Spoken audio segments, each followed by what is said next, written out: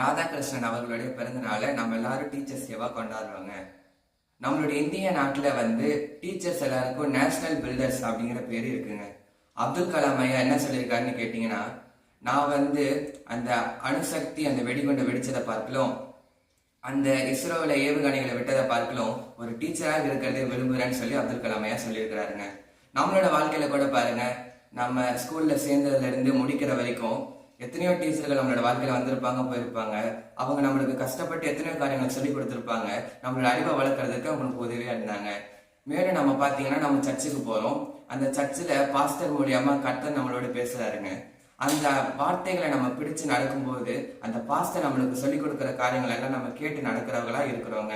இந்த வகையில நம்ம பார்க்கும்போது சர்ச்சில் பாஸ்டர் நம்மளுக்கு ஒரு டீச்சரா இருக்கிறாருங்க.